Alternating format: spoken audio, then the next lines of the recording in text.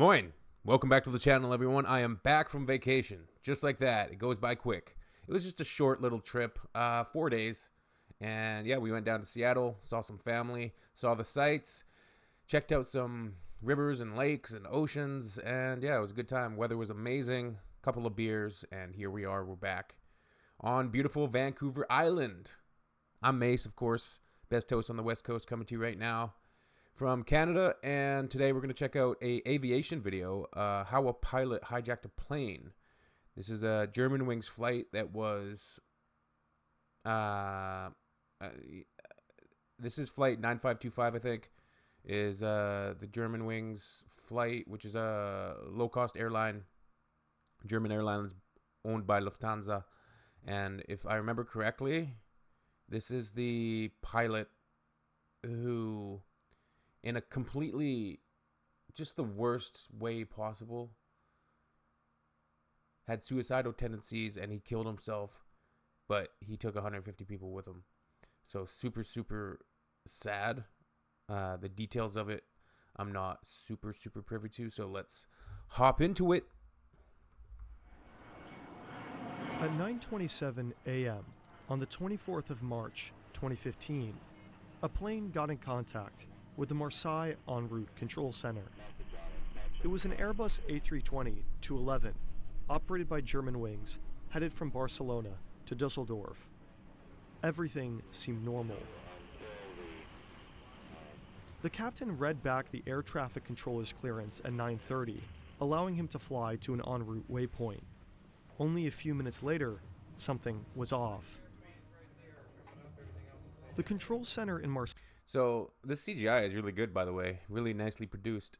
If I remember correctly, the dude, he locked the cockpit, like he locked the cabin or the flight deck, so the captain couldn't get back in.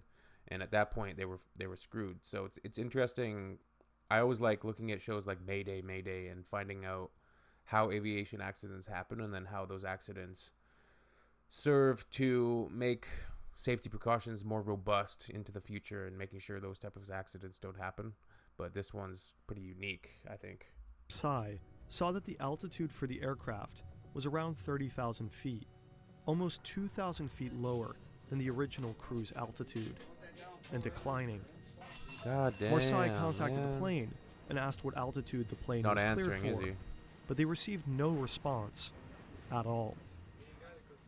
Over the next 30 seconds, Marseille tried to contact the flight crew 2 more times. No answer. At 9:34, the control center tried a different frequency, but again, no response. From 9:35 until 9:39, the Marseille control center tried to contact the flight crew multiple times over different frequencies. An air traffic controller from the French air defense system also tried, as well as another aircraft. But each time, no response from Germanwings flight 9525. At 9:40, radar contact was lost. The French air traffic controllers triggered a distress phase, declaring that the aircraft and its occupants were in imminent danger and required immediate assistance. At 9:41 a.m., flight Germanwings 9525 crashed into the side of a mountain in the Alps. What happened? The crash occurred on a remote mountain. Because there was no access by road, emergency crew had to be brought in via helicopter. The plane was completely destroyed. Is that the wreckage? What an absolute tragedy. The plane is just disintegrated. And all those people. That's so sad, man. I can't imagine what the families went through of the people that died, and the debris field vast, but the pieces of the craft small. And for the people, like, imagine looking out the window, and there probably wouldn't be anything too out of the ordinary. You're in a descent. You're probably like, what the hell is going on? But you're not the pilot. You're not in control of the aircraft.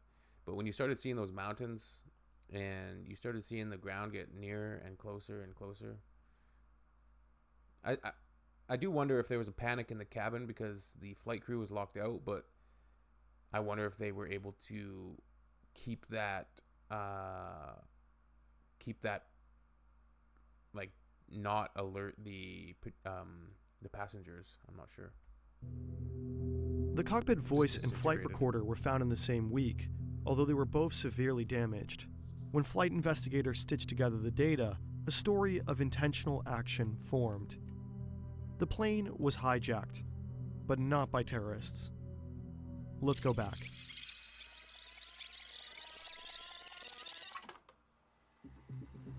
After the aircraft leveled off at its cruise altitude, the captain left the cockpit to go to the bathroom at 9:30.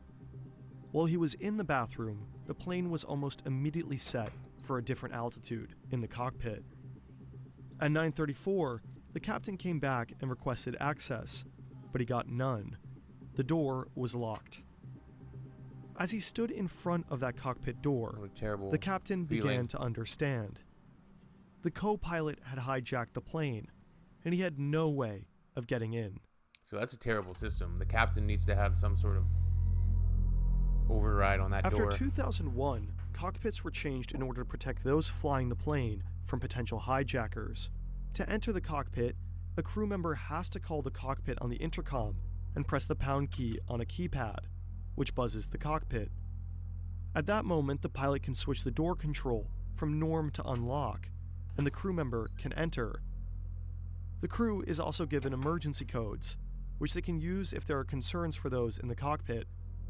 In that case, the crew member will use the emergency code on the keypad, triggering a 30-second timer, and the cockpit door will open for 5 seconds.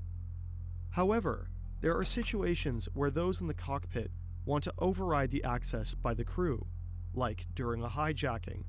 In that situation, the pilots can switch the door control. So he used the mechanism for safety that would be applied during a real hijacking to hijack the plane. To lock, overriding all emergency access. And it's that mechanism that the co-pilot used to permanently lock access to the cockpit while the plane began to descend. The captain was locked out of the cockpit without any control. At 9:39, the cockpit voice recorder picked up violent blows on the cockpit door. The captain had repeatedly tried breaking in to gain access, but the cockpit door was reinforced. Made to withstand armed hijackers, the captain stood little chance. In the last minutes, the passengers, crew, and captain all knew that the plane was going down. No one survived the crash. 144 passengers, 4 cabin crew, and the captain and co-pilot died. Amongst the passengers was an entire school class returning from a field trip to Spain. The captain, Patrick Sondenheimer, was a 34-year-old father of 2. In the aftermath, his wife set up a foundation in his name, intended to help children and young people handle grief and crisis. He had thousands of total flight hours, and his last moments were dedicated to trying to save the plane and passengers.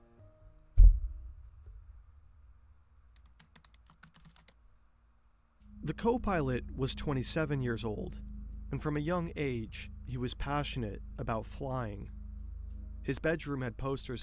From what I know, like, this is an incredibly rare occurrence of a pilot, an aircraft pilot, intentionally crashing a plane.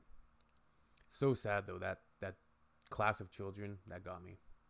Of Airbus, Boeing, and Lufthansa, and he'd become an expert glider pilot as a child. He joined Lufthansa's flight academy straight out of school, but only a few months into the program, he stopped. He was suffering from a deep depressive episode, treated with antidepressants, and spent multiple months in the care of a psychiatrist. Eventually, he received a medical recommendation declaring that he was in remission. After a few months, his student pilot license and fit-to-fly medical certificate were restored. But if he needed any more psychiatric treatment, he'd be grounded from flying. But he continued with his training until he ran into a problem. While filling out a document required by the U.S. Federal Aviation Administration to fly at an Arizona-based, Lufthansa-operated flight school, he said that he had never been diagnosed with any mental disorders. This was a lie, and he got caught.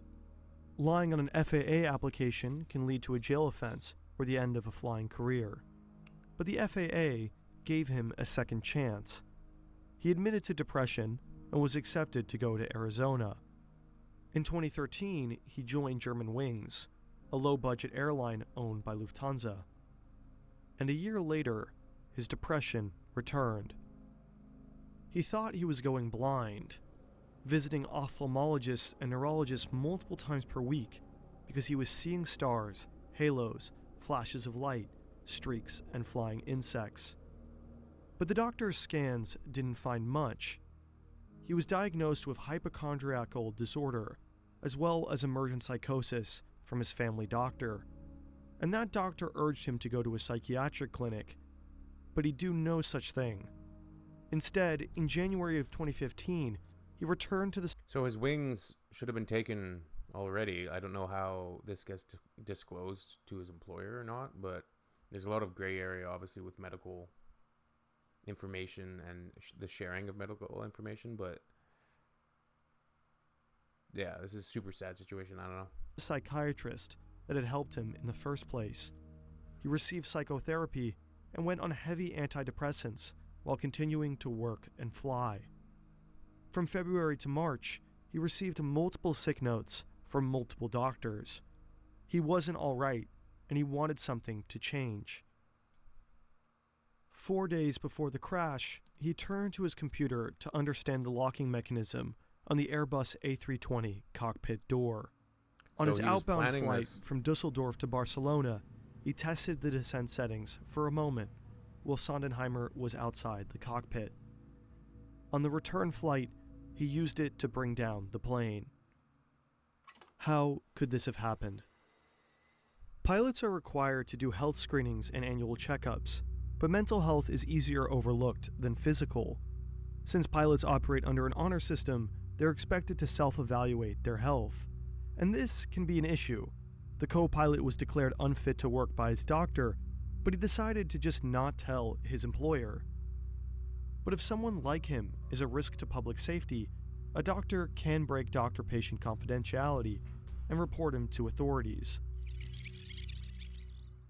So why didn't at least one of the multiple doctors who wrote multiple sick notes and declared him unfit to fly think that the co-pilot may have presented a risk for public safety?